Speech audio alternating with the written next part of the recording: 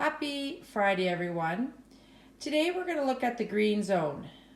For health, the green zone is the most important zone for cardiovascular health.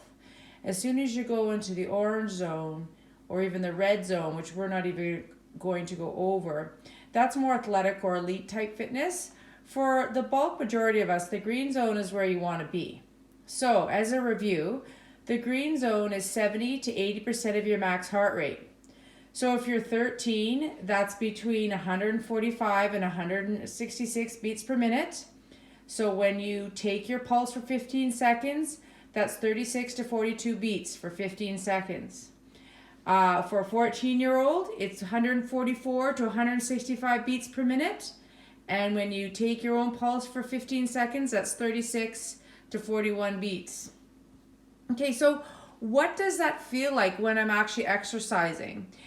That's what perceived level of exertion is. Well, basically, if you're in the green zone, you can say a few words between breaths.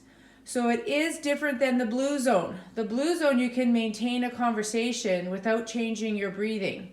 But when you're in the green zone, because it is more intense, and you are working a little bit harder or significantly harder, you can still talk, but you cannot say an entire sentence without taking a breath or two in between.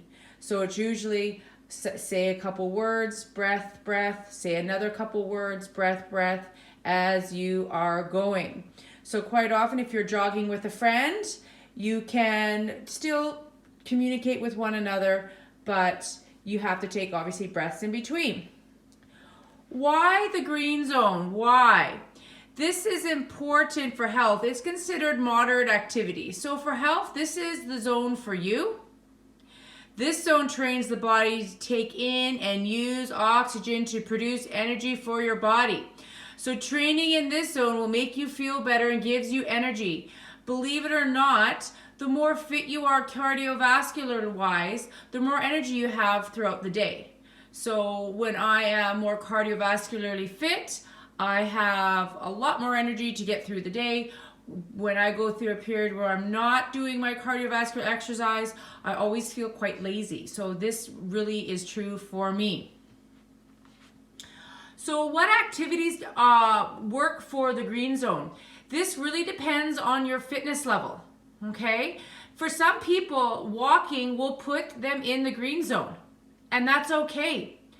Jogging, slow jogging to moderate jogging, a hike, an easy hike, going on the trampoline as long as it's consistent.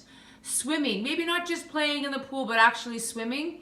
For some people, swimming is beyond the green zone if you're not a natural swimmer. Biking with a few hills, skipping. Not shooting baskets per se, that's more a blue zone activity, but if you're going to play 3-on-3 or if you are going to play 1-on-1 consistently, that is a good green activity. There are lots of other green zone activities, those are just a few. The key here is that you have to do the green zone for a minimum of 15 minutes to get any benefit at all. So with the blue zone, you need to go for more than 30 minutes, but you can go for an hour or more.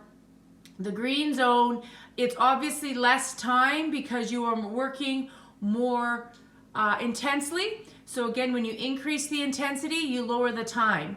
But still, minimum 15 minutes to get any cardiovascular benefit, and usually people go for around 30 or a little bit more. Okay? That is the green zone, guys.